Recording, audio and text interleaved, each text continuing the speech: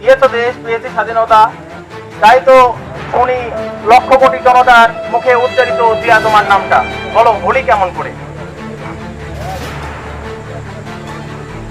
আমরা এখানে এসেছি আমাদের বিধান কাকার প্রধান অতিথি চেয়ারম্যানে নির্বাচিত হবেন।